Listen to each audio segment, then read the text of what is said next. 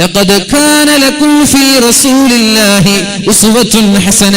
മുഅ്മിനീങ്ങളായ ലിമാ കാന യർജുല്ലാഹ്, അല്ലാഹുവിന്റെ കൂലി ആഗ്രഹിക്കുന്ന ആളുകൾ, ആഖിറത്തിൽ വിജയിക്കണമെന്ന് ആഗ്രഹിക്കുന്ന ആളുകൾ, അവർ ഫോളോ ചെയ്യേണ്ടത്, അവർ പിൻപറ്റേണ്ടത് പരിശുദ്ധ റസൂലുള്ളാഹി സ്വല്ലല്ലാഹു അലൈഹി വസല്ലമ തങ്ങളെയാണ്. അതുകൊണ്ട് നമ്മുടെ രാത്രി ഹബീബിന്റെ രാത്രിയെ പോലെ ആക്കി മാറ്റാൻ കഴിയുമോ എന്ന് നമ്മൾക്കൊന്ന് ചെറുതായി ശ്രമിച്ചു നോക്കാം. അല്ലാഹു തൗഫീഖ് ചെയ്യട്ടെ. റസൂലുള്ളാഹി സ്വല്ലല്ലാഹു അലൈഹി വസല്ലം മഗ്രിബിന്റെ ബാങ്ക് വിളിച്ചാൽ നേരെ പള്ളിയിലേക്ക് വരുമായിരുന്നു. ചില ആളുകൾ ഗ്രൗണ്ടിലുണ്ടാകും, ചില ആളുകൾ മൈതാനിയിലുണ്ടാകും, ചില ആളുകൾ അങ്ങാടിയിലുണ്ടാകും. എവിടെയായാലും ശരി, നിങ്ങളുടെ രാത്രി തുടങ്ങേണ്ടത് മഗ്രിബ് നിസ്കാരം പള്ളിയിലേക്ക് വന്ന് മഗ്രിബ് നിസ്കരിച്ചിട്ടായിരിക്കണം. ഇങ്ങനെയാണ് അല്ലാഹുവിന്റെ ഹബീബ് ഒരു രാത്രിക്ക് തുടക്കം കുറിച്ചത്. വൈകുന്നേരങ്ങളിൽ കളിക്കാൻ പോകുന്ന ചെറുപ്പക്കാരുണ്ടാകും ഇവിടെ. അവരോട് പറയാനുള്ളത് കളിക്കണം വേണ്ട എന്നല്ല, പക്ഷേ മഗ്രിബ് ബാങ്കിന്റെ ഒരല്പസമയം മുമ്പ് കളി നിർത്തിക്കൊണ്ട് നേരെ പള്ളിയിലേക്ക് വരുന്ന ഒരു ശീലം നാളെ മുതലെങ്കിലും നിങ്ങൾ തുടങ്ങണം. എന്റെ പൊന്നു ചെറുപ്പക്കാരെ, കളിച്ചോളൂ. 4 മണിക്ക് തന്നെ നിങ്ങൾ കളി തുടങ്ങിക്കോളൂ. അസർ നിസ്കാരം കഴിഞ്ഞാൽ നിങ്ങൾ കളിക്കാൻ തുടങ്ങിക്കോളൂ. എന്നാൽ മഗ്രിബ് ബാങ്ക് വിളിക്കുന്നതിന്റെ ഒരു 15 മിനിറ്റ് മുമ്പെങ്കിലും കളി നിർത്താൻ എന്റെ മുസ്ലിം ചെറുപ്പക്കാരെ, അല്ലാഹുവിനോട്, അവന്റെ ഹബീബിനോട് ഒരല്പമെങ്കിലും സ്നേഹമുണ്ടെങ്കിൽ നെഞ്ചത്ത് കൈവച്ചുകൊണ്ട് പറയണം, ഒരു 15 മിനിറ്റ് മുമ്പ് ഞാൻ കളി നിർത്തി, ഒരു 15 മിനിറ്റ് മുമ്പ് എല്ലാം നിർത്തി. ബാങ്ക് വിളിക്കുമ്പോൾ ഞാൻ പള്ളിയിലേക്ക് നാളെ മുതൽ എത്തുമെന്നുള്ളൊരു തീരുമാനം നമ്മളിൽ ഉണ്ടാകണം. ഇല്ലെങ്കിൽ ഈ വാല് കൊണ്ടൊരു കാര്യവുമില്ല. അല്ലാഹു തൗഫീഖ് ചെയ്യട്ടെ. നബി തങ്ങൾ അങ്ങനെയായിരുന്നു ചെയ്തിരുന്നത്. ആമീൻ പറഞ്ഞിട്ട് കാര്യമില്ല. ഉപ്പമാരെ, നിങ്ങൾ ആമീൻ പറഞ്ഞിട്ട് ഇവിടെ പോയിട്ട് കാര്യമില്ല. നിങ്ങളാണ് നിങ്ങളുടെ മക്കളെ മഗ്രിബിന് പള്ളിയിലേക്ക് എത്തിക്കേണ്ടവർ. നിങ്ങൾ എത്തിക്കേണ്ടത്. വാല് നടക്കുമ്പോൾ പലപ്പോഴും പറയണമെന്ന് തോന്നാറുണ്ട്. അനാവശ്യമായി ചന്തകളിൽ അലഞ്ഞു തിരിഞ്ഞ് നടക്കുന്ന ആണുങ്ങളും പെണ്ണുങ്ങളും ഉണ്ടാകാറുണ്ട്. ശരിയല്ല, ഇത് ശരിയല്ല. ഇതൊരിക്കലും സമ്മതിക്കാൻ പറ്റുന്നതല്ല. ഇതൊരിക്കലും അനുവദിച്ചു കൊടുക്കേണ്ട വിഷയമല്ല. അതുകൊണ്ട് ഈ വിഷയങ്ങൾ കേൾക്കുന്നവർ പരിശുദ്ധമായ ഉറൂസിന് വരുമ്പോ, മഹാന്മാരുടെ ചാരത്തേക്ക് വരുമ്പോ നല്ല നിയത്തോടെ വഅദ് കേൾക്കണമെന്ന ഉദ്ദേശത്തോടെയാണ് കടന്നു വരേണ്ടത്. പറയുന്നതിൽ നിന്ന് അറിയേണ്ടവർക്ക് അറിഞ്ഞിട്ടുണ്ടാകുമെന്ന് ഞാൻ വിചാരിക്കുന്നു. വേറെ ഒന്നും ഈ വിഷയമായിട്ട് ഞാൻ പറയുന്നില്ല. അല്ലാഹുവിന്റെ മഹാന്മാരുടെ സമീപത്തേക്ക്, ചാരത്തേക്ക് കടന്നു വരുന്നത് ഇൽമ് പഠിക്കാൻ, ദീന് കേൾക്കാൻ നല്ല നിയത്തോടെ ആയിരിക്കണമെന്ന് വളരെ സ്നേഹത്തോടെ എന്റെ പ്രിയപ്പെട്ട ചെറുപ്പക്കാരികളോട്, വളരെ സ്നേഹത്തോടെ എന്റെ പ്രിയപ്പെട്ട ചെറുപ്പക്കാരോട് പറയുകയാണ്. ഇന്ന് അവസാനമാണ്. ഇനി എവിടെ ഉറൂസ് നടക്കുകയാണെങ്കിലും നിയത്ത് മോശമായാൽ അപകടമാകും. നിയത്ത് മോശമായാൽ അത് ഭാവിയിൽ കുരുത്തക്കേട് സംഭവിക്കും. അല്ലാഹു കാക്കട്ടെ. റസൂലുള്ളാഹി സ്വല്ലല്ലാഹു അലൈഹി വസല്ലമ തങ്ങൾ മഗ്രിബിന് പള്ളിയിലേക്ക് എത്തിയ പിന്നെയോ മഗ്രിബിന്റെ ശേഷമുള്ള സുന്നത്ത് നിസ്കരിച്ച് അല്ലാഹുവിന്റെ ഹബീബ് ഓടാറില്ല. നേരെ പള്ളിയിൽ തന്നെ ഇരുന്നിട്ട് ഇശാ വരെ പള്ളിയിൽ ഇരിക്കുമായിരുന്നു. കഴിയുമെങ്കിൽ അത് ചെയ്യ്. ഇശാ വരെ പള്ളിയിൽ. ഇനി കഴിയില്ലേ, കുഴപ്പമില്ല. ഇശാ മഗ്രിബ് നിസ്കാരം കഴിഞ്ഞ് വീട്ടിലേക്ക് പോയിക്കോളൂ. എന്നിട്ടോ ഇശാ ബാങ്കിന്റെ സമയത്ത് നേരെ തിരിച്ച് പള്ളിയിലേക്ക് വരണം. പക്ഷേ ഞാനൊരു കാര്യം കൂടി സൂചിപ്പിക്കാം. പഠിക്കാനും മാറാനും ചിന്തിക്കുന്ന ആളുകൾക്ക് ഇതിൽ പാഠമുണ്ടാകും, ഇതിൽ മാറ്റങ്ങൾ ഉണ്ടാകും. മഗ്രിബ് നിസ്കാരം കഴിഞ്ഞ് പുറത്തേക്ക് പോകേണ്ട ഒരു ആവശ്യം നമ്മുടെ മുമ്പിലില്ല. ഒരൽപ്പ സമയമാണ് മഗ്രിബിന്റെയും ഇശാഇന്റെയും മുമ്പിൽ നമ്മുടെ ഇടയിലുള്ളത്, അല്ലെ? ഒരൽപ്പ സമയമല്ലേ? മാക്സിമം പോയ 1 മണിക്കൂർ, അല്ലെ? ആ സമയത്ത് ഓതേണ്ട ചില ദിക്റുകളെ, ചെല്ലേണ്ട ചില ദിക്റുകളെ അല്ലാഹുവിന്റെ ഹബീബ് സല്ലല്ലാഹു അലൈഹി വസല്ലം പഠിപ്പിച്ചിട്ടുണ്ട്. അത് ഓതി കഴിയുമ്പോഴേക്കും ഇശാഇന്റെ ബാങ്ക് വിളിക്കും. ഇശാ നിസ്കരിക്കാം. പിന്നെ നബി തങ്ങളുടെ പാത പിന്നെ ഞാൻ പറഞ്ഞു തരാം. മഗ്രിബ് നിസ്കാരം കഴിഞ്ഞാൽ സൂറത്തുൽ ഹശ്റിന്റെ അവസാനത്തെ 3 ആയത്ത് ഓതാൻ നബി തങ്ങൾ പഠിപ്പിച്ചു, അല്ലേ? ബിസ്മില്ലാഹിർ റഹ്മാനിർ റഹീം 4 ആയത്താണെന്നും ആലിമീങ്ങൾ പറയാറുണ്ട്. ലൗ അൻസൽനാ ഹാദൽ ഖുർആന അലാ ജബലിൻ ലറഅയ്തഹു ഖാശിഅൻ മുതസദ്ദിഅൻ മിൻ ഖശിയത്തില്ലാ. അറിയുന്നുണ്ടെങ്കിൽ ഉറക്കെ ഓതി ഒന്ന്. وتلك الأمثال نضربها للناس لعلهم يتفكرون هو الله الذي لا إله إلا هو عالم الغيب والشهادة هو الرحمن الرحيم والله الذي لا إله إلا هو الملك القدوس السلام المؤمن المهيمن العزيز الجبار المتكبر سبحان الله عما يشركون هو الله الخالق البارئ المصور له الأسماء الحسنى يسبح له ما في السماوات والأرض وهو العزيز الحكيم. ഇത് സ്ഥിരമായിട്ട് ചെല്ലുന്ന ആളൊന്ന് കൈപൊക്കെ മഗ്‌രിബിന്റെ ശേഷം. അൽഹംദുലില്ലാഹ് കുറച്ച് ആളുണ്ട്. ഇത് ചൊല്ലിയാൽ 70,000 മലക്കുകളാണ് സുബഹി വരെ നിങ്ങൾക്ക് പാപമോചനം തേടുന്നത് എന്ന് പരിശുദ്ധ റസൂലുള്ളാഹ്. മഗ്‌രിബിന്റെ ശേഷം ഇതൊരാൾ ചൊല്ലിയാൽ അഊദു ബില്ലാഹി സമീഉൽ അലീമി മിനശ് ശൈത്വാനിർ റജീം. നിങ്ങൾ ചെറുപ്പക്കാരെ വിചാരിക്കുന്നുണ്ട് ഇത് ഞമ്മക്കൊന്നുമല്ല തോന്നുന്നുണ്ടോ? ഇത് വയസ്സന്മാർക്കായിരിക്കും. ഇതിലിപ്പോൾ എനിക്കത് ചെല്ലാൻ വയസ്സൊന്നും ആയിട്ടില്ലല്ലോ, എനിക്ക് 25 വയസ്സല്ലേ ആയിട്ടുള്ളൂ, അത് ഞാൻ പഠിക്കണമെന്നില്ലല്ലോ, അങ്ങനെ തോന്നുന്നുണ്ടോ? നിങ്ങളാ ചെല്ലേണ്ടത്. വയസ്സന്മാർ ചെല്ലിയില്ലെങ്കിലും കുഴപ്പമില്ല, നിങ്ങളാ ഇത് ചെല്ലേണ്ടത്. നിങ്ങളെല്ലാവരും പഠിക്കണം. മൊബൈലില്ലേ സൂറത്തുൽ ഹശറിന്റെ അവസാനത്തെ പേജ്, അതൊന്ന് സ്ക്രീൻഷോട്ട് എടുത്തിട്ട് ഗാലറിയിൽ വെച്ച് മഗ്‌രിബ് നിസ്കാരം കഴിഞ്ഞാൽ 3 തവണ أعوذ بالله السميع العليم من الشيطان الرجيم أعوذ بالله السميع العليم من الشيطان الرجيم 3 തവണ بسم الله الرحمن الرحيم സൂറത്തുൽ ഹശറിന്റെ 3 ആയത്ത് അല്ലെങ്കിൽ 4 ആയത്ത് ഓതിയാൽ 70,000 മലക്കുകൾ 70,000 മലക്കുകൾ. ഹദീസിലുള്ളത് 3 ആയത്താണ് എന്നാണ്. പക്ഷേ ആലിമീങ്ങളൊക്കെ പരമ്പരാഗതമായി ചെയ്തു വരുന്നത് 4 ആയത്താണ്. ഇത് ചെയ്താൽ 70,000 മലക്കുകൾ സുബഹി നിസ്കാരം വരെ നിങ്ങൾക്ക് വേണ്ടി അല്ലാഹുവിനോട് ദുആ ചെയ്യുമെന്ന് പരിശുദ്ധ റസൂലുള്ളാഹ്. ഹദീസ് വളരെ സ്വഹീഹാണ്. എന്താ ദുആ ചെയ്യുന്നത്? പടച്ചോനെ അയാൾക്ക് പുറത്തു കൊടുക്കു റബ്ബേ, അയാൾക്ക് മാപ്പ് കൊടുക്കു റബ്ബേ. മലക്കുകൾ ദുആ ചെയ്താൽ അല്ലാഹു ആ ദുആയിനെ തട്ടിക്കളയുമെന്ന് നിങ്ങൾക്ക് തോന്നുന്നുണ്ടോ? ഇത് ചെല്ലണം. 1. ഇനി സുബഹിക്ക് മുമ്പ് ഇത് ചൊല്ലിയ ഒരാൾ മരിച്ചുപോയാൽ അയാൾ രക്തസാക്ഷിയായിട്ടാണ് മരിക്കുന്നത് എന്നും ഹദീസുകളിൽ അല്ലാഹുവിന്റെ ഹബീബ് കൂട്ടിച്ചേർത്തിയിട്ടുണ്ട്. അല്ലാഹു ചെല്ലാൻ തൗഫീക്ക് നൽകട്ടെ. മഗ്‌രിബ് നിസ്കാരം കഴിഞ്ഞ് 2 റക്അത്ത് സുന്നത്ത് നിസ്കാരം കഴിഞ്ഞാൽ ഇത് ചൊല്ലാം. അത് കഴിഞ്ഞാലോ മറ്റൊരു ദിക്റുണ്ട് അല്ലാഹുവിന്റെ ഹബീബ് പഠിപ്പിച്ചത്. അല്ലാഹുമ്മ അൻത റബ്ബി ലാ ഇലാഹ ഇല്ലാ അൻത خلقتني أنا عبدك وأنا على عهدك ووعدك ما استطعت أعوذ بك من شر ما صنعت أبوء لك بنعمتك علي وأبوء لك بذنبي فاغفر لي فإنه لا يغفر الذنوب إلا أنت.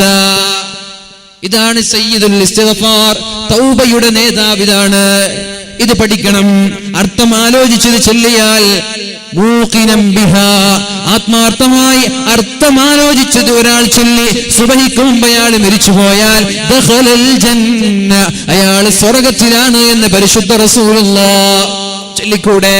ഇതൊക്കെ നമ്മൾക്കുള്ള ഓഫറല്ലേ? അല്ലാഹുമ്മ അൻത റബ്ബി, അല്ലാഹുവേ നീയാണ് എൻ്റെ റബ്ബ്. ലാ ഇലാഹ ഇല്ലാ അൻത, നീയല്ലാതെ മറ്റൊരു ദൈവമില്ല റബ്ബേ. ഖലഖതനി അന അബ്ദുക വ അന അലാ അഹദിക വ വഅദിക മസ്തതഅതു, നീയാണ് എന്നെ സൃഷ്ടിച്ചത്, ഞാൻ നിന്റെ അടിമയാണ്, എൻ്റെ കഴിവിന്റെ പരമാവധി നീ പറഞ്ഞത് കേൾക്കാൻ ഞാൻ തയ്യാറാണ്. വ അഊദു ബിക മിൻ ശർരി മാ സനഅതു, അല്ലാഹുവേ ഞാൻ ചെയ്ത എല്ലാ പാപങ്ങളിൽ നിന്നും കാവൽ തേടുകയാണ്. അല്ലാഹുവേ, എന്റെ ആരോഗ്യം നീ തന്നതാണ്, എന്റെ സൗന്ദര്യം നീ തന്നതാണ്, എന്റെ സമ്പാദ്യം നീ തന്നതാണ്, എന്റെ വീട് നീ തന്നതാണ്, എന്റെ വാഹനം നീ തന്നതാണ്, എനിക്ക് സ്വന്തമായിട്ടൊന്നുമില്ല, എല്ലാം നീ തന്നതാണ് റബ്ബേ.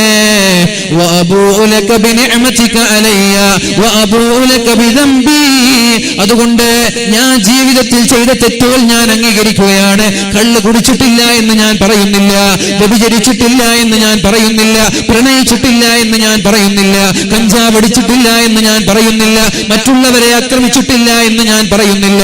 ഞാൻ ജീവിതത്തിൽ ചെയ്ത എല്ലാ തെറ്റുകളും ഞാൻ അംഗീകരിക്കുകയാണ് റബ്ബേ. അതുകൊണ്ട് നീ എനിക്ക് പൊറുത്തു താ അല്ലാഹ്.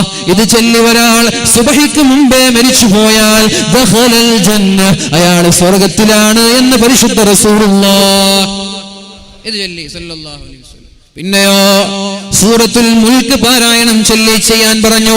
ഹിയൽ മാനിഅ, ഖബറിന്റെ അദാബ് വരാതെ തടയുന്ന വസ്തുവാണ്. അദാബ് വരുമ്പോൾ വരല്ലേ വരല്ലേ എന്ന് പറഞ്ഞ് തടയുമത്രേ ഈ സൂറത്ത്. ശിക്ഷിക്കാൻ വേണ്ടി മുൻകർ നകീറിൽ നിന്ന് അല്ലാഹുവിന്റെ മാലാക്കമാര് വന്നാൽ ഈ സൂറത്ത് അവരെ തടയുമെന്നാണ് പരിശുദ്ധ റസൂലുള്ളാഹ്. ഹിയൽ മുൻജിയ, ഖബറിന്റെ അദാബിൽ നിന്ന് രക്ഷപ്പെടുത്തുമെന്നാണ് പറഞ്ഞത്. ഈ സൂറത്ത് രക്ഷപ്പെടുത്തുമെന്നാണ് പറഞ്ഞത്. പള്ളിയിലിരുന്നിട്ട് തബാറകല്ലദീ ബിയദിഹിൽ മുൽക് വഹുവ അലാ കുല്ലി ഷൈഇൻ ഖദീർ അല്ലദീ ഖലഖൽ മൗത വൽ ഹയാ. പരിശുദ്ധമായ സൂറത്തുൽ മുൽക്ക് പാരായണം ചെയ്യാം ഇൻഷാ അല്ലാഹ്. ഖബറിൽ പേടിക്കാനില്ല. പിന്നെ നബി തങ്ങൾ പഠിപ്പിച്ചു സൂറത്തുൽ വാഖിയ പാരായണം ചെയ്യണം. ലം തുസിബുഹു ഫാഖ, വീട്ടിൽ ദാരിദ്ര്യം ഉണ്ടാവൂല, കുടുംബത്തിൽ ദാരിദ്ര്യം ഉണ്ടാവൂല. മുൽക്ക് കഴിഞ്ഞാൽ വാഖിയ ഓതാം, അത് കഴിഞ്ഞാൽ ഒരു 100 ഇസ്തിഗ്ഫാർ ചൊല്ലാം. 100 ഇസ്തിഗ്ഫാർ നിങ്ങളിൽ തൂബാ ലിമൻ വജദ ഫീ സ്വഹീഫതിഹി ഇസ്തിഗ്ഫാറൻ കസീറാ. മഹദിയായ ആയിഷ ബിബി റളിയല്ലാഹു അൻഹാ പറഞ്ഞതാണ്, ഒരാളുടെ ഏടിൽ നന്മ എഴുതി വെക്കുന്ന ഏടിൽ ഇസ്തിഗ്ഫാർ കൂടുതൽ കണ്ടാൽ അയാൾക്ക് നാളെ പേടിക്കാനില്ല എന്ന് മഹദിയായ ആയിഷ ബിബി റളിയല്ലാഹു അൻഹാ. അതുകൊണ്ട് വാഖിയ കഴിഞ്ഞാൽ ഒരു 100 ഇസ്തിഗ്ഫാർ ചൊല്ലാം. ഇസ്തഗ്ഫിറൂ റബ്ബക്കും ഇന്നഹു കാന ഗഫാറാ യുർസിലിസ് സമാഅ അലൈക്കും മിദ്റാറാ. നിങ്ങൾ ഇസ്തിഗ്ഫാർ ചൊല്ലുക. ഇസ്തിഗ്ഫാർ ചൊല്ലിയാൽ നിങ്ങൾക്കെല്ലാം ഞാൻ പുറത്തു തരും. യുർസിലിസ് സമാഅ അലൈക്കും മിദ്റാറാ, നിങ്ങൾക്ക് കോരിച്ചൊരിയുന്ന മഴ തരും. വയുംദിദുകും ബിഅംവാലിൻ വബനീൻ വയജ്അൽ ലക്കും അൻഹാറാ. നിങ്ങൾക്ക് അല്ലാഹു തആല സമ്പാദ്യങ്ങൾ നൽകും, സന്താനങ്ങൾ നൽകും, അരുവികളിൽ വെള്ളം നൽകും. അതുപോലെ തന്നെ നിങ്ങളുടെ കൃഷികളിൽ ബറക്കത്ത് ചെയ്യും. നിങ്ങൾ നന്നായി ഇസ്തിഗ്ഫാർ ചൊല്ലണമെന്ന് പരിശുദ്ധ ഖുർആൻ. ഒരു 100 ഇസ്തിഗ്ഫാർ. അത് കഴിഞ്ഞാലോ ഒരു 100 സ്വലാത്ത്. ഒരു 100 സ്വലാത്ത്. അപ്പോഴേക്കും നമ്മുടെ മുഅദ്ദിൻ ബാങ്ക് വിളിക്കും. ഇപ്പൊ സമയം ടൈം പാസ്സായില്ലേ? ടൈം പാസ്സായില്ലേ? നിങ്ങൾ ടൈം പാസ് ആവാത്ത പ്രശ്നമുള്ള പള്ളിയിൽ ഇരിക്കുമ്പോ ഇത് നിങ്ങൾ ഓതി കഴിയുമ്പോഴേക്കും പള്ളിയിൽ നിന്ന് ബാങ്ക് വിളിക്കും. അപ്പൊ ഇശാ നിസ്കരിച്ചു. ഇശാ നിസ്കാരം കഴിഞ്ഞാൽ സുന്നത്ത് നിസ്കരിക്കുന്നത് അല്ലാഹുവിന്റെ ഹബീബ് വീട്ടിൽ പോയിട്ടായിരുന്നു. ഇനി ഇത് കഴിയുന്നവർ ഇത് ചെയ്യണം. ഇത് കഴിയാത്ത ആളുകളാണെങ്കിൽ വീട്ടിലേക്ക് പോകണം, ക്ലബിലേക്കല്ല. മഗ്രിബ് നിസ്കാരം കഴിഞ്ഞാൽ ക്ലബിലേക്കല്ല പോകേണ്ടത് വീട്ടിലേക്കാണ്. അങ്ങാടികളിലേക്കല്ല പോവേണ്ടത് വീട്ടിലേക്കാണ്. എന്നിട്ട് വീട്ടിൽ നിന്ന് ഉമ്മയുടെ കൂടെ, ജ്യേഷ്ഠാനുജന്മാരുടെ കൂടെ ഒന്നിച്ചിരുന്ന് ഖുർആൻ ഓതണം. ഈ പറഞ്ഞതെല്ലാം വീട്ടിൽ വെച്ച് ഓതിയേക്ക്. അത് കഴിഞ്ഞാൽ നേരെ ഇശാഇന്റെ സമയമാകുമ്പോൾ പള്ളിയിലേക്ക് വരണം. ഇത് പകർത്താനാണ് ഞാൻ പറയുന്നത്, വെറുതെ പറഞ്ഞു പോയിട്ട് കാര്യമില്ല. എത്ര വാദകൾ ഇങ്ങനെ കഴിഞ്ഞു പോയി എന്റെ ചെറുപ്പക്കാരെ, എത്ര വാദ കഴിഞ്ഞു പോയി. നാളെ നരകത്തിലേക്ക് കൂട്ടമായി വലിച്ചെറിയുമ്പോ മലക്കുകൾ ചോദിക്കുന്നത് خزنتها ألم يأتكم نذير سألهم خزنتها ألم يأتكم نذير നരകത്തിന്റെ കാവൽക്കാരനായ മഹാനായ മാലിക് അലൈഹിസ്സലാം ചോദിക്കുന്നത്, നിങ്ങൾക്ക് മുന്നറിയിപ്പ് നൽകാൻ ആളുകൾ വന്നിട്ടില്ലേ? വഅദ് പറഞ്ഞു തരാൻ ആളുകൾ വന്നിട്ടില്ലേ? കാര്യങ്ങൾ പഠിപ്പിച്ചു തരാൻ ആളുകൾ വന്നിട്ടില്ലേ? ഖാലൂ ബലാ, ഖാലൂ ബലാ, അതേ വന്നിട്ടുണ്ട്. ഫകദ്ദബ്നാ, അവരെ പറഞ്ഞത് കേൾക്കാൻ ഞങ്ങൾ തയ്യാറായില്ല. വഖാലൂ ലൗ കുന്നാ നസ്മഉ ഔ നഅഖിലു മാ കുന്നാ ഫീ അസ്ഹാബിസ് സഈർ, അവർ പറഞ്ഞിരുന്നത് ഞങ്ങൾ കേട്ടിരുന്നെങ്കിൽ ഇന്ന് ഞങ്ങൾ നരകത്തിൽ കിടക്കുമായിരുന്നില്ല. ക്ലബിലേക്ക് പോകല്ല എന്ന് പറഞ്ഞപ്പോ എന്തോ ഒരു ആത്മഹത്യ ചെയ്യാൻ പറഞ്ഞതുപോലെയാണ് നമ്മുടെ ചെറുപ്പക്കാർക്ക് ഫീൽ ചെയ്തത്. സീരിയൽ കാണില്ലേ എന്ന് പറഞ്ഞപ്പോ നമ്മുടെ ചെറുപ്പക്കാരികൾക്ക് എന്തോ കൊല്ലുന്ന അനുഭവമാണ് ഫീൽ ചെയ്തത്. ഞങ്ങളത് കേട്ടില്ല മാലിക്കേ, ഞങ്ങളത് കേട്ടിരുന്നെങ്കിൽ ലൗ കുന്നാ നസ്മഉ ഔ നഅഖിലു മാ കുന്നാ ഫീ അസ്ഹാബിസ് സഈർ, ഇന്ന് ഈ നരകത്തിന്റെ ഭയാനകമായ കുഴിയിലേക്ക് വീഴേണ്ട ദയനീയമായ അവസ്ഥ ഞങ്ങൾക്കുണ്ടാവൂല എന്ന് നരകത്തിലേക്കാക്കുന്ന മലക്കുകളോട് നരകാവകാശികൾ പറയുമെന്ന് പരിശുദ്ധ സൂറത്തു തബാറകയിലെ സൂറത്തുൽ മുൽക്കിലെ ആയത്തുകൾ പഠിപ്പിക്കുകയാണ്. അതുകൊണ്ട് ഞങ്ങൾ അറിഞ്ഞിട്ടില്ല, ഞങ്ങൾ കേട്ടിട്ടില്ല എന്ന് പറയാൻ ഞങ്ങളുടെ മുമ്പിൽ ഒരാളുടെ മുമ്പിലും ഒരു എക്സ്ക്യൂസ് ഇല്ല. അതുകൊണ്ട് പൊന്നാര ചെറുപ്പക്കാരോട് നാളെ മുതൽ ഒന്ന് ബോധപൂർവം ഈ വിഷയങ്ങളിൽ ഗൗരവത്തോടെ പരിഗണിക്കണമെന്ന് ഒന്നും കൂടി ഞാൻ ഉണർത്തുകയാണ്. ഉമ്മമാർ, നിങ്ങളാണ് ഈ വിഷയത്തിൽ ശ്രദ്ധിക്കേണ്ടത്. പരിശുദ്ധ റസൂലുള്ളാഹി സ്വല്ലല്ലാഹു അലൈഹി വസല്ലമ തങ്ങൾ മഗ്രിബ് നിസ്കാരം കഴിഞ്ഞാൽ ഇശാ വരെ പള്ളിയിൽ നിൽക്കുമായിരുന്നു. ഇശാ നിസ്കാരത്തിന്റെ ജമാഅത്ത് കഴിഞ്ഞാൽ നേരെ പള്ളിയിൽ നിന്ന് വീട്ടിലേക്ക് പോകുമായിരുന്നു. ഫയുസല്ലി റകഅതൈൻ, അല്ലാഹുവിന്റെ ഹബീബ് 2 റകഅത്ത് സുന്നത്ത് നിസ്കരിക്കും വീട്ടിൽ പോയിട്ട്. അപ്പൊ സുന്നത്ത് നിസ്കാരം വീട്ടിൽ വെച്ചല്ല നിസ്കരിക്കുന്നത്. ഇശാഇന്റെ ജമാഅത്ത് കഴിഞ്ഞ നേരെ പോയിട്ട് വീട്ടിൽ നിസ്കരിക്കുക സുന്നത്ത്. അതെന്തേ? ഫർള് നിസ്കരിക്കുന്നത് കാണുമ്പോ ആൾക്കാർ വന്നിട്ട് ഓ എന്തൊരു സൂഫിയാണ് അയാളെന്ന് പറയില്ല. മനസ്സിലായില്ലേ? നമ്മളിവിടെ വന്നിട്ട് ഫർള് നിസ്കരിക്കാൻ, അപ്പൊ ആളുകൾ വന്നിട്ട് പഠിച്ചു എന്തൊരു മനുഷ്യനയാള്, ഇയാൾ നിസ്കരിക്കുന്നത് കാണുന്നില്ല, ഒരാളും പറയില്ല. കാരണം ഇയാൾ ഫർളാ നിസ്കരിക്കുന്നത്. അതിനു പകരം രാത്രി തഹജ്ജുദ് നിസ്കരിക്കാൻ വേണ്ടി വളരെ നേരത്തെ എണീറ്റ് പള്ളിയിൽ വന്നിട്ട് നിസ്കരിക്കുന്ന വിവരം അറിഞ്ഞാല് മാഷാ അല്ലാഹ് അയാൾ ഭയങ്കര സംഭവം കേട്ടോ, അയാള് തഹജ്ജുദൊക്കെ നിസ്കരിക്കുന്നുണ്ട് കേട്ടോ, അങ്ങനെ പറയും. അതുകൊണ്ട് സുന്നത്ത് നിങ്ങൾ ആളുകൾ കാണുന്ന രീതിയിൽ നിസ്കരിക്കണ്ട, അത് വീട്ടിൽ വെച്ച് നിസ്കരിക്കുക. ഫർളോ അത് പരസ്യമായിട്ട് നിസ്കരിച്ചോളൂ. പരിശുദ്ധ റസൂലുള്ളാഹി സ്വല്ലല്ലാഹു അലൈഹി വസല്ലം ഇശാ നിസ്കാരം കഴിഞ്ഞാൽ നേരെ വീട്ടിലേക്ക് പോയി 2 റകഅത്ത് സുന്നത്ത് നിസ്കരിക്കുമായിരുന്നു. ഇനി കേൾക്കണം എന്റെ ചെറുപ്പക്കാർ, പിന്നെ എന്താണ് നബി തങ്ങൾ ചെയ്തിരുന്നത്? പിന്നെ ഭാര്യമാരെ വിളിച്ചിട്ട് അവരോട് തമാശകൾ പറയുമായിരുന്നു, അവരോട് കഥകൾ പറയും, അവരുമായി കുശലാന്വേഷണങ്ങൾ നടത്തും, അവരുമായി ഒരുപാട് സമയം പ്രണയവാക്കുകൾ, സ്നേഹത്തിന്റെ വാക്കുകൾ, സമാധാനത്തിന്റെ വാക്കുകൾ, ഒരുപാട് സമയം അവരുമായി അല്ലാഹുവിന്റെ ഹബീബായ റസൂലുള്ളാഹി സ്വല്ലല്ലാഹു അലൈഹി വസല്ലമ തങ്ങൾ സംസാരിച്ചിരിക്കുമായിരുന്നു. എന്നാൽ ഇന്ന് നമ്മുടെ ചെറുപ്പക്കാർ ഇശാ നിസ്കാരം കഴിഞ്ഞാലാണ് അങ്ങാടിയിലേക്ക് പോകുന്നത്. ഫാസ്റ്റ് ഫുഡ് അടിക്കാൻ, ഭക്ഷണം കഴിക്കാൻ, ജ്യൂസ് കഴിക്കാൻ, അതുപോലെ ക്ലബിൽ ഇരുന്നിട്ട് ക്യാരംസ് ചുട്ടാൻ, അതുപോലെ വെറുതെ ഒരാവശ്യമില്ലാതെ സംസാരിച്ചിരിക്കാൻ വേണ്ടി നമ്മുടെ ചെറുപ്പക്കാർ ഇശാ നിസ്കാരം കഴിഞ്ഞാൽ പോവുകയാണ്. പരിശുദ്ധ ദീൻ കർശനമായി നിരോധിച്ച വിഷയമാണത്. ഇശാ നിസ്കാരം കഴിഞ്ഞാൽ സംസാരിക്കാൻ പാടില്ല. ആരോടല്ലാതെ 2 പേരോടാണ് സംസാരിക്കാൻ അനുവദിച്ചിട്ടുള്ളത്. ഒന്ന് വീട്ടിലുള്ള നമ്മുടെ ഭാര്യയോട്, മക്കളോട്. 2 എന്തെങ്കിലും പ്രശ്നങ്ങൾ ഉണ്ടെങ്കിൽ ആ പ്രശ്നങ്ങളെ പരിഹരിക്കാനുള്ള മസ്ലഹത്തിന്റെ ചർച്ചയ്ക്ക് വേണ്ടി സംസാരിക്കാം. വേറെ ഒരു സംസാരവും ഇശാ നിസ്കാരം കഴിഞ്ഞാൽ പാടില്ല എന്നാണ് പരിശുദ്ധ ദീൻ നമ്മോട് പഠിപ്പിച്ചു തന്നത്. പിന്നെ എങ്ങനെയാണ് ക്ലബിൽ ഇരുന്നിട്ട് സംസാരിക്കുന്നതിനെ ന്യായീകരിക്കുക? കല്യാണം കഴിഞ്ഞ ചെറുപ്പക്കാരെ, കല്യാണം കഴിഞ്ഞിട്ട് ഇശാ നിസ്കാരം കഴിഞ്ഞിട്ട് ചങ്ങാതിമാരുടെ കൂടെ കറങ്ങി നടക്കാൻ നിൽക്കരുത്. വീട്ടിൽ വന്നിട്ട് നിങ്ങളുടെ ഭാര്യയുടെ കൂടെ സമയം ചെലവഴിക്കേണ്ട സമയമാണത്. ഭാര്യയുടെ കൂടെ തമാശ പറയേണ്ട സമയമാണത്. രാവിലെ മുതൽ വൈകുന്നേരം വരെ വല്ല ബിസിനസ്സും ജോലിയും കാരണം നീ തിരക്കിലായിരിക്കും. നിനക്ക് അല്ലാഹു തആല രാത്രിയെ തന്നത് ആശ്വാസമായിട്ടാണ്. നിനക്ക് ഒരുപാട് ചങ്ങാതിമാരുണ്ട്, ഒരുപാട് കമ്പനികളുണ്ട്, ഒരുപാട് കൂട്ടുകാരുണ്ട്. ഞാൻ ചോദിക്കട്ടെ, നിന്നെ വിശ്വസിച്ച്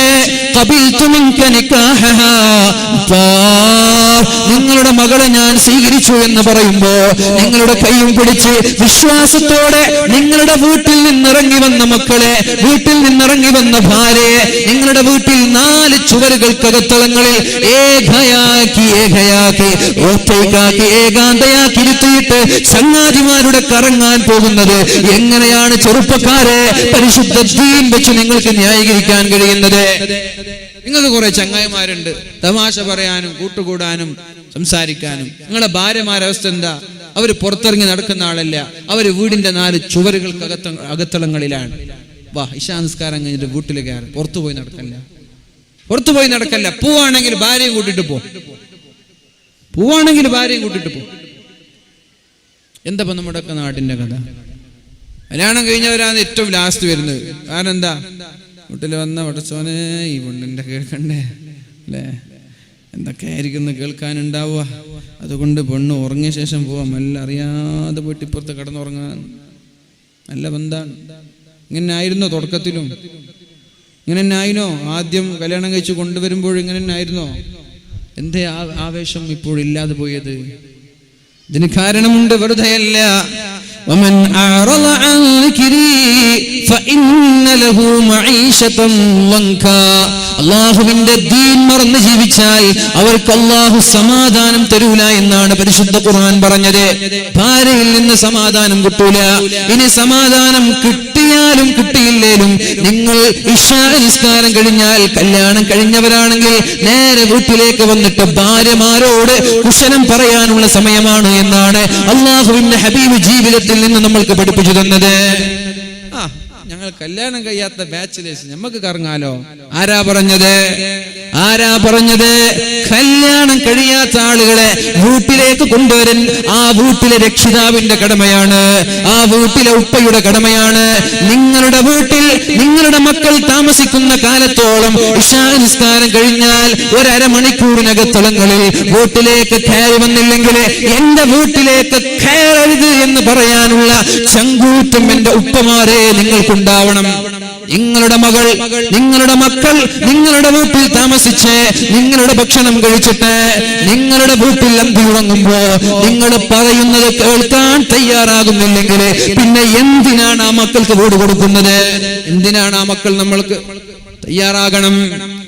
ഇത് നിങ്ങൾ 21 വയസ്സാകുമ്പോൾ പറഞ്ഞിട്ടൊന്നും കാര്യമില്ല. ഇതൊക്കെ ചെറുപ്പത്തിലേ ശീലിപ്പിച്ച് വരണം. കഴിഞ്ഞത് കഴിഞ്ഞു, ഇനിയുള്ള കാലം നമുക്ക് നേരെ നോക്കാം. അല്ലാഹു തൗഫീഖ് ചെയ്യട്ടെ. 21 വയസ്സായ ചെറുപ്പക്കാരനെ വിളിച്ചിട്ട് ഇങ്ങോട്ട് ആടാം, നാളെ മുതൽ നീ എങ്ങാനും വൈകിയ മണ്ടക്ക് മേടെന്ന് പറഞ്ഞാൽ ഉപ്പാനെ മണ്ടക്ക് വേടിയിട്ട് ഓടുവൻ. മനസ്സിലായില്ലേ? അത് 21ാമത്തെ വയസ്സിലല്ല പറയേണ്ടത്, അത് 7 വയസ്സ് മുതൽ തുടങ്ങണത്. മനസ്സിലായ? പിന്നെ നല്ല ചെറുപ്പക്കാരാണെങ്കിൽ പാവ ഉപ്പല്ലേ, എനിക്കൊരുപാട് കഷ്ടപ്പെട്ടിട്ടില്ലേ, അപ്പൊ പറയുന്നത് കേൾക്കുന്നതല്ല നല്ലത്.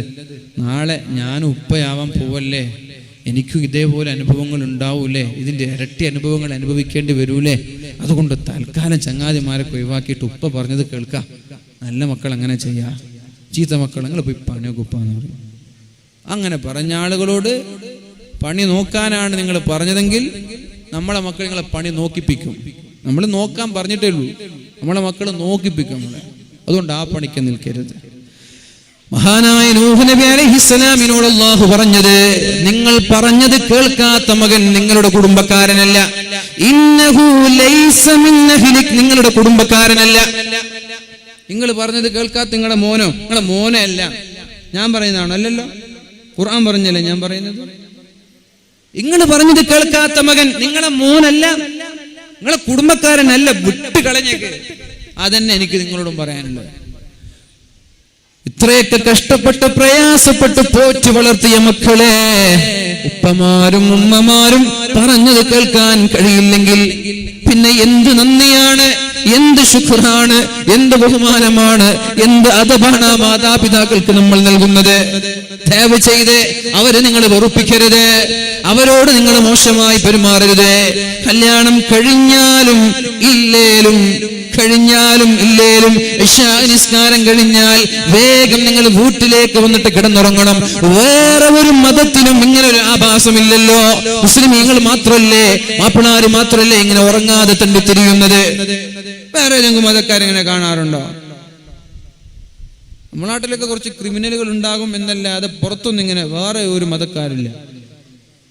വേറെ ഒരു മതക്കാരിങ്ങനെ ഉറങ്ങാൻ നടക്കാറില്ല. അവരൊക്കെ വേഗം ഒരു 9 മണിയായി കിടന്നുറങ്ങി. നമുക്ക് 12 മണിയായിട്ടും 4 മണിയായിട്ടും ഉറക്കില്ല. എന്നിട്ട് സുബൈ കഴിഞ്ഞാൽ ഒരു ഉറക്കം തുടങ്ങും, കൂർക്കം വലിച്ചിട്ട് ഉച്ച വരെ കിടന്നുറങ്ങും. ഇതെല്ലാം തടിക്ക് കേടാണ്. ഇതൊക്കെ വേഗം നിങ്ങളുടെ ശരീരത്തെ നശിപ്പിച്ചു കളയും. രാത്രിയുടെ ഉറക്കിന് പകരം നിങ്ങൾ രാവിലെ 12 മണിക്കൂർ കിടന്നുറങ്ങിയാലും ആവൂല. പിന്നെ ഹോസ്പിറ്റലിൽ പോയിട്ട് രോഗിയാണെന്ന് പറഞ്ഞിട്ട് കാര്യമില്ല. ഉറങ്ങേണ്ട സമയത്ത് ഉറങ്ങും. എന്താ നിങ്ങൾക്ക് പ്രശ്നം? ഉറക്കം വരുന്നില്ലേ? ആദ്യ 2-3 ദിവസമൊക്കെ പ്രയാസം ഉണ്ടാകും, പിന്നെ അത് ശീലമായിട്ട് വരും. അതുകൊണ്ട് മനസ്സറിഞ്ഞ് ചിന്തിച്ചുകൊണ്ട് എന്റെ ചെറുപ്പക്കാർ, അള്ളാഹുവിന്റെ ഹബീബിനോട് സ്നേഹമുണ്ടെങ്കിൽ ഈ വിഷയം നാളെ തന്നെ വളരെ ഗൗരവത്തോടെടുത്ത് ഒരു 9 മണിയാകുമ്പോഴേക്കും എല്ലാവരും വീട്ടിലേക്ക് ചേക്കേറണം. നബിതങ്ങള് യുസാമിറുഹും വയുലാതിഫുഹും വയതഹദ്ദസു മഅഹും വയസ്തമിഉ ലിഹദീസിഹിം. ഇശാ നിസ്കാരം കഴിഞ്ഞ് വീട്ടിലേക്ക് പോയി ഭാര്യമാർക്ക് വേണ്ടി 2 മണിക്കൂറുകളോളം ചെലവഴിക്കുമായിരുന്നു. അവരോട് തമാശ പറയുമായിരുന്നു, അവരുടെ തമാശകൾ കേൾക്കുമായിരുന്നു, അവർക്ക് പറയാനുള്ള പരാതികൾ കേൾക്കുമായിരുന്നു. കാരണം ഞങ്ങൾ പുറത്തിറങ്ങിയാൽ ഒരുപാട് ആളുകളെ നമ്മൾ കാണും. അവരോട് സലാം പറഞ്ഞാൽ, അവരോട് മിണ്ടിയാൽ, അവരോട് കഥ പറഞ്ഞാൽ നമ്മുടെ വിഷമങ്ങൾ മാറിയേക്കാം. എന്നാൽ വീട്ടിൽ ഏകയായി ആരാരുമില്ലാത്ത ഈ പെൺകുട്ടികൾ ആരോടാണ് വിഷമം പറയുന്നത്? ഇവരാരോടാ വിഷമം പറയാൻ? നമ്മളോടല്ലാതെ. അത് നമ്മളോട് പറയാൻ നമ്മൾ കിട്ടണ്ടേ? അപ്പോഴാണ് പുറത്തുള്ള ആളോട് പരാതി പറയാൻ തുടങ്ങുന്നത്, അപ്പോഴാണ് അവിഹിത ബന്ധം തുടങ്ങുന്നത്. അതുകൊണ്ട് അവർക്ക് സമാധാനത്തോടെ വിഷമങ്ങൾ പറയാനുണ്ടാകും, അത് നമ്മൾ കേട്ടുകൊടുക്കണം. നബി തങ്ങളെ കുറിച്ച് പറഞ്ഞത് അവരുടെ കുറുമ്പുകൾ കേൾക്കാൻ, അവരുടെ കുശുമ്പുകൾ കേൾക്കാൻ, അവരുടെ പരാതികൾ കേൾക്കാൻ അള്ളാഹുവിന്റെ ഹബീബ് തയ്യാറാകുമായിരുന്നു എന്നാണ് മഹാന്മാരായ സ്വഹാബാക്കൾ പഠിപ്പിക്കുന്നത്.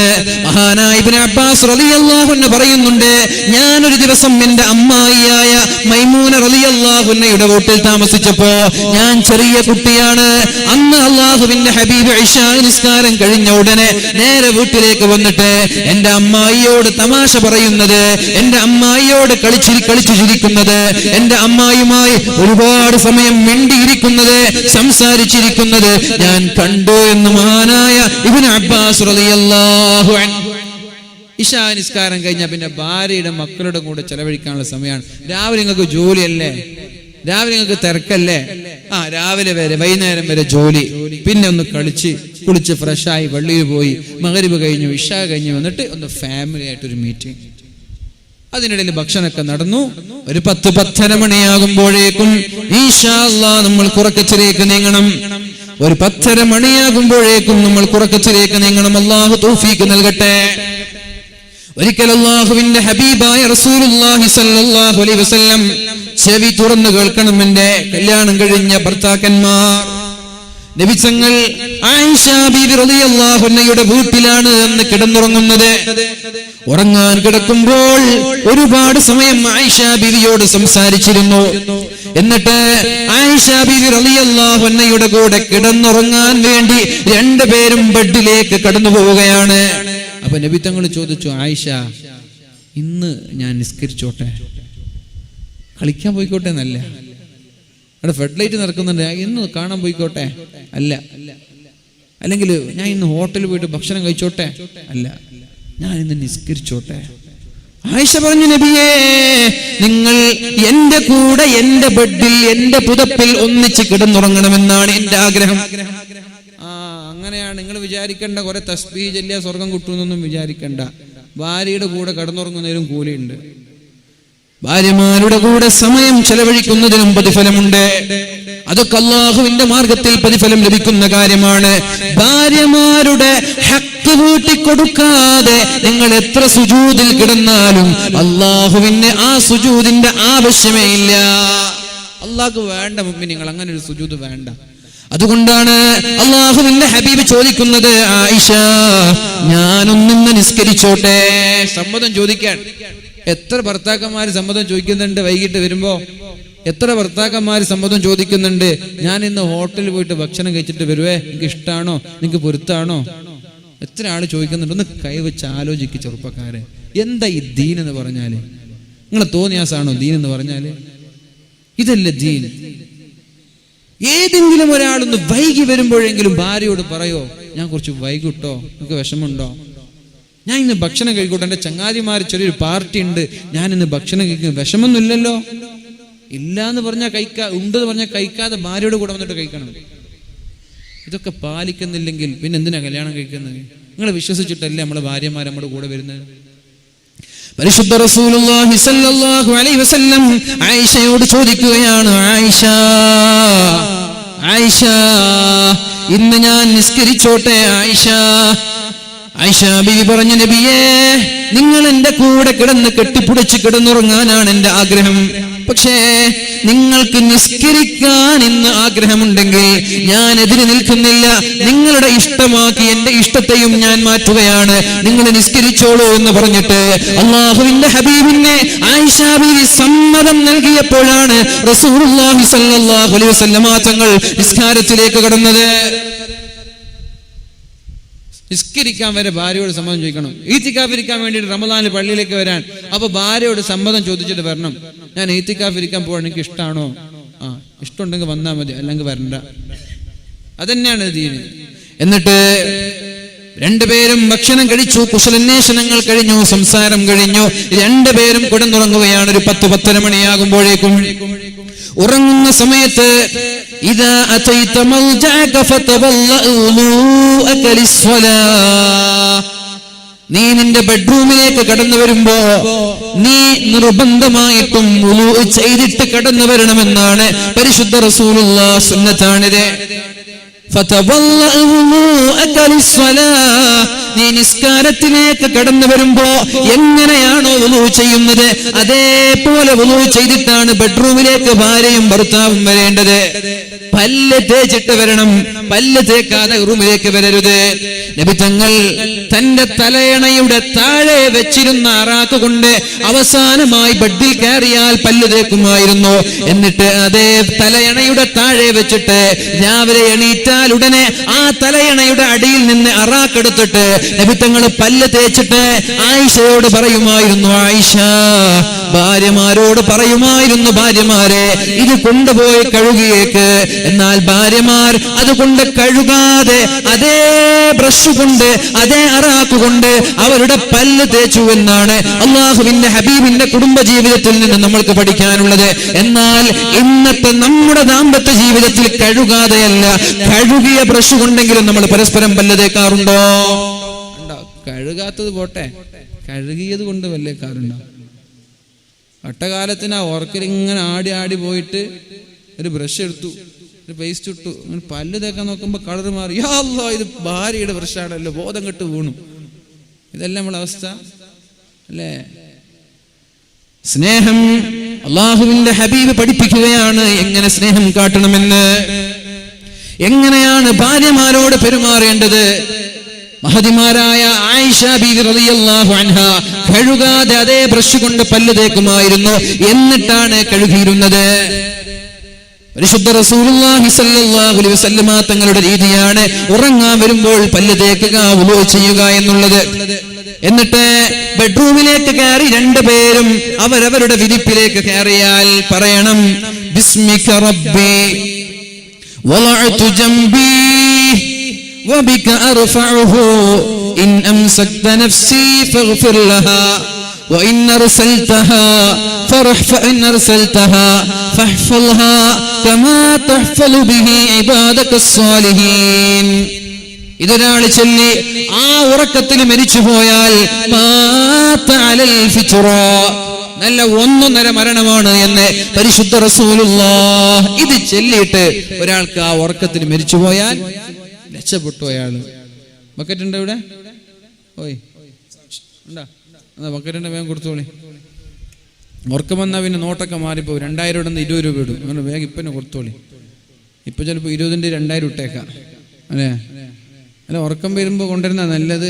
20 രൂപയെന്ന് വിചാരിച്ചിട്ട് മെല്ലെ 2000 എടുത്ത് ഇട്ടാലോ? ഏതായാലും ഇപ്പന്നെ കൊടുത്തോളി, ഉറക്കം വന്നാലും വന്നില്ലേലും. അള്ളാഹു തൗഫീഖ് ചെയ്യട്ടെ. മുസാഫത്തുണ്ടോ? ബക്കറ്റില്ലേ? അതിപ്പോ വേണ്ട, ഇപ്പൊ അതിൻ്റെ ഇടയിൽ മുസാഫത്തൊന്നും വേണ്ട. അപ്പോ ഉറങ്ങാൻ കിടക്കുമ്പോ നമ്മൾ പറയണം ബിസ്മിക റബ്ബി, അല്ലാഹുവേ നിന്റെ നാമം കൊണ്ട് ഞാൻ ഉറങ്ങുകയാണ്.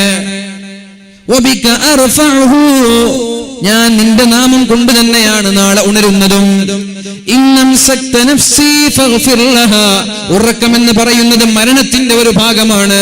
എന്താണോ മരണം അത് തന്നെയാണ് ഉറക്കം. മരണം എന്ന് പറഞ്ഞാൽ എന്താ? നമ്മുടെ റൂഹ് ഇസ്രായേൽ കൊണ്ടുപോവാ. ഉറക്കം എന്ന് പറഞ്ഞാൽ എന്താ? കണ്ണ് ചിമ്മലോടുകൂടി റൂഹ് കൊണ്ടുപോയി ആകാശത്തേക്ക്. റൂഹ് റബ്ബിന്റെ അടുത്താണ്. മരണം തന്നെയാണ്. പിന്നെയോ ആ റൂഹ് കൊണ്ടുപോയി അള്ളാഹുവിനോട് പറയാണ്, അള്ളാഹുവേ ഇന്നംസക്ത നഫ്സി ഫഗ്ഫിർ ലഹാ, എന്റെ ആത്മാവിനെ തിരിച്ചേക്കാതെ നീ എവിടെ തന്നെ വെക്കുകയാണെങ്കിൽ, എന്റെ ആത്മാവിനെ തിരിച്ചേക്കാതെ നീ എവിടെ തന്നെ പിടിച്ചു വെക്കുകയാണെങ്കിൽ, അഥവാ ഈ ഉറക്കത്തിൽ കിടന്ന് ഞാൻ മരിച്ചുപോയാൽ എന്റെ എല്ലാ പാപങ്ങളും നീ പൊറുത്തു താ അല്ലാഹ്. ഇനി ഞാൻ നാളെ ജീവിക്കുമോ എന്നറിയില്ല, അതുകൊണ്ട് എന്റെ എല്ലാ പാപങ്ങളും നീ പൊറുത്തു താ അല്ലാഹ്. ഇനി നീ എന്നെ മരിപ്പിക്കുന്നില്ല, എന്റെ ആത്മാവിനെ തിരിച്ചു കൊണ്ടുവരികയാണ്.